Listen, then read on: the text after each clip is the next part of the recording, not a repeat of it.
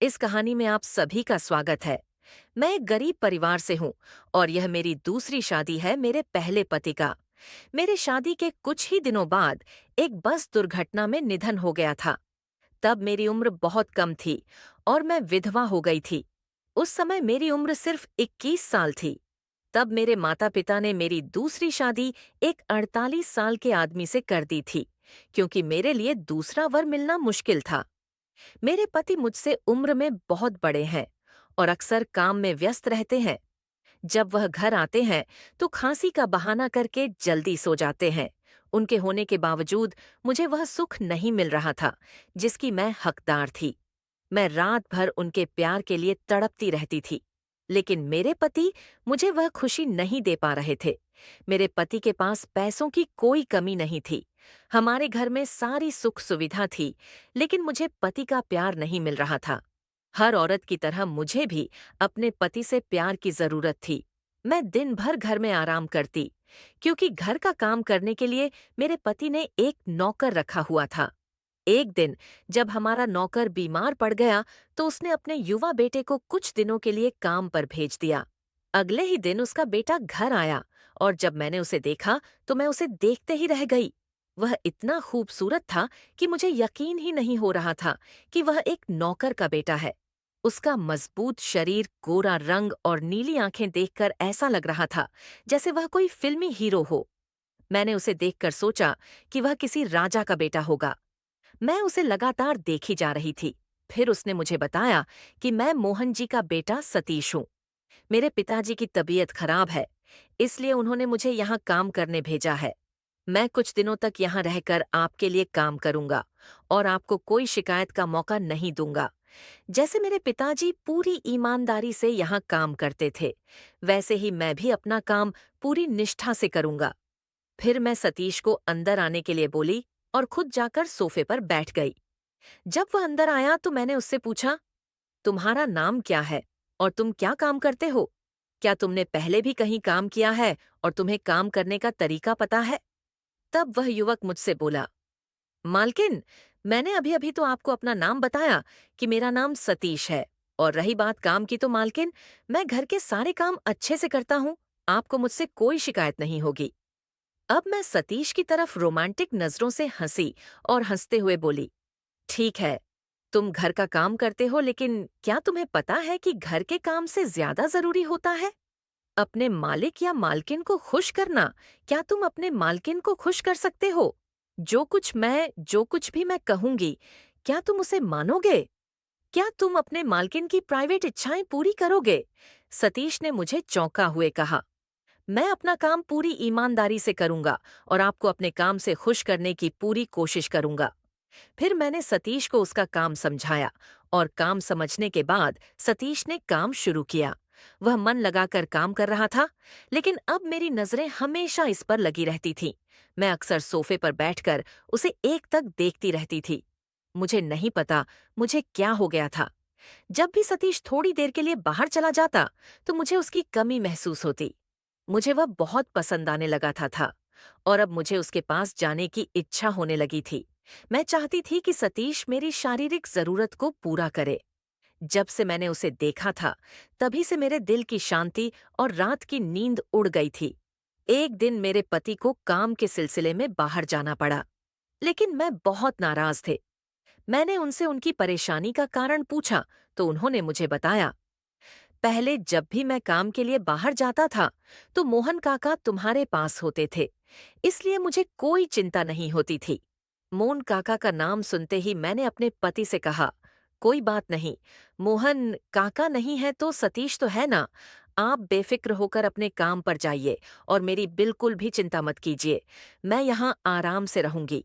सतीश भी हमारा नौकर है और वह भी अपना काम पूरी ईमानदारी से कर रहा है।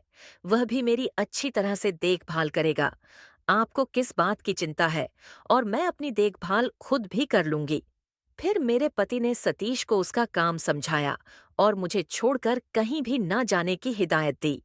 उन्होंने मेरी सारी बातें सुन ली और फिर वह अपने काम के लिए दूसरे शहर चले गए। अब पति के जाने के बाद मैं आराम से कमरे में बैठकर मोबाइल पर वैसे वीडियो देख रही थी, लेकिन आज मुझे मोबाइल पर वैसे वीडियो देखने का मन नहीं था, क्योंकि मैं हर रोज वैसे वीडियो देखती थी और आज मुझे वह सब असल में करना था। मेरी 2 शादियां हो चुकी थीं, लेकिन मैं अब तक वह सब नहीं की थी। जब से मैंने सतीश को देखा था, तब से मेरी इच्छाएं बहुत बढ़ गई थी। मैं बार-बार सतीश की ओर आकर्षित हो रही थी।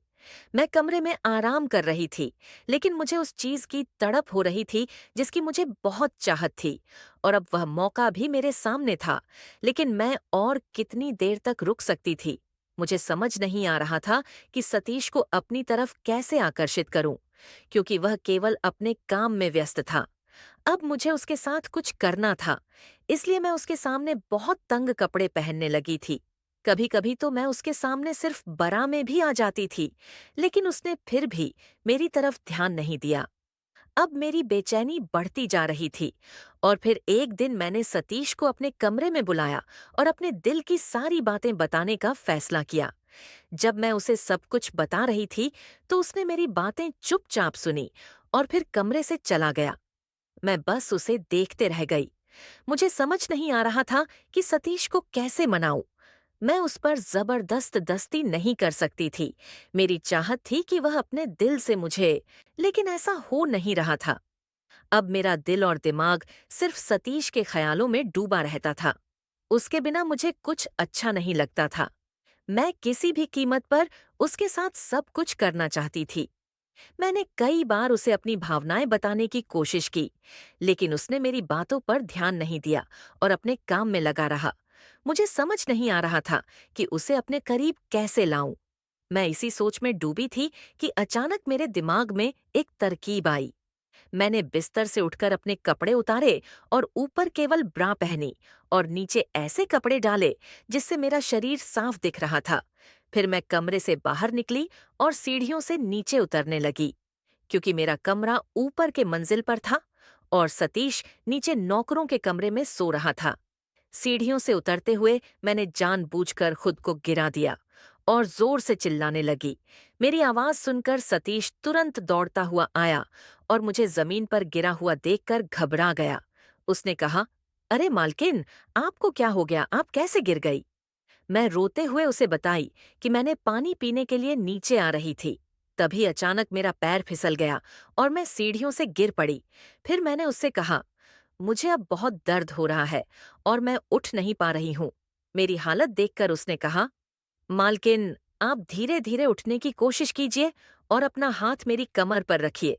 मैं आपको मदद करूँगा।" मैंने कहा, "मुझ में बिल्कुल भी हिलने की हिम्मत नहीं रही है", और ऐसा कहते हुए फिर से रोने का नाटक करने लगी। अब मेरे पास कोई और रास्ता नहीं था। तब उसने मुझे उठाया और मुझे मेरे कमरे में ले जाने लगा। मैंने बहुत तंग कपड़े पहने थे, जिससे मेरा शरीर सतीश के शरीर से लग रहा था। तब जब भी मेरा शरीर उसके स्पर्श में आता, मुझे ऐसा लगता था मानो मुझे स्वर्ग का सुख मिल गया हो। अब मेरी हर इच्छा पूरी होने वाली थी और मैं अंदर से बेहद खुश थी। सतीश मुझे गोद में लेकर एक-एक करके सीढ़ियां चढ़ रहा था। मैं उसके चारों ओर अपनी बाहें डालकर और सर उसके कंधे पर रखकर बस उसे देख रही थी। लेकिन उसकी ओर देखकर मुझे ऐसा लगा कि शायद अब उसे भी मैं पसंद आने लगी हूँ। सतीश मुझे जल्दी से कमरे में लेकर आया और मुझे बिस्तर पर लेटा दिया। उसने मुझे बिस्तर पर लिटाया, लेकिन उसका मुझसे दूर जाने के डर से मैं घबरा गई। मैं जल्दी से उसका शर्ट पकड़कर उसे अपनी ओर खींची और बोली, "सतीश, मुझे छोड़कर मत जाओ। मैं तुम्हारे बिना नहीं रह सकती। तुझसे दूर होने पर मुझे कितनी तकलीफ होती है। क्या तुझे मेरी पीड़ा दिखाई नहीं देती?" लेकिन इस बार उसने मेरी बातों पर कोई ध्यान नहीं दिया। वह बस इतना बोला, "मालकिन, आप आराम करो, मैं अभी डॉक्टर को बुलाता हूँ", और यह कहकर वह कमरे से बाहर चला गया। करीब 2 घंटे बाद सतीश घर वापस आया और उसके साथ एक महिला डॉक्टर भी थी। डॉक्टर डर ने मुझे चेक किया और बोली, "आपको सिर्फ दर्द हो रहा है, बाकी सब ठीक है। मैं आपको 3 दिन के लिए दर्द की दवाई लिख देती हूँ। आप इसे लेकर आराम करिए। कुछ दिनों में आप ठीक हो जाएंगी", और वह डॉक्टर चली गई। उसके बाद मैं सतीश से पूछी, "यह महिला डॉक्टर कौन है?" तब सतीश ने कहा, मालकिन, यह मेरी पत्नी है और यह आपकी बहुत अच्छी तरह से देखभाल करेगी। आपको किसी प्रकार की तकलीफ नहीं होगी। आप बस आराम करिए। फिर उसने अपनी पत्नी से कहा, मालकिन की अच्छी तरह से देखभाल करना उन्हें चलने में तकलीफ है, उन्हें बाथरूम ले जाने में मदद करना और उनका हर काम करना। मैं आश्चर्य से सतीश को देख रही थी। फिर सतीश मुझे बताने लगा, मालकिन, इस घर में ना तो मालिक है और ना ही कोई महिला। आपकी देखभाल करने के लिए कोई नहीं था, इसलिए मैंने अपनी पत्नी को यहाँ बुलाया है कि वह आपकी देखभाल कर सके। इसके बाद सतीश ने अपनी पत्नी से कहा कि मेरे लिए गर्म पानी तैयार करो। सतीश की पत्नी जब चली गई तो सतीश ने मुझसे कहा, मालकिन, हम गरीब लोग हैं, लेकिन हमें अपनी सीमाओं में कैसे रहना है, यह अच्छे से पता है। मैं एक शादीशुदा आदमी हूँ और अपनी पत्नी को कभी धोखा नहीं दे सकता। आप अमीर लोग हैं और आपको दूसरों को धोखा देने की आदत होती है। यह कहकर सतीश यहाँ से चला गया। उसके बाद सतीश की पत्नी मेरी देखभाल करने लगी। सतीश घर का काम करता और उसकी पत्नी मेरी देखभाल करती। तो दोस्तों, ये थी हमारी आज की छोटी सी कहानी। आपको ये कहानी कैसी लगी? कमेंट करके ज़रूर बताएं। अगर आपको ये कहानी पसंद आई हो तो इसे लाइक करें और अपने दोस्तों के साथ शेयर करें। आगे भी ऐसी ही रोमांचक कहानियों के लिए हमारे चैनल को सब्सक्राइब करें और बेल आइकन दबाना ना भूलें ताकि आप हमारी कोई भी कहानी मिस ना करें। धन्यवाद और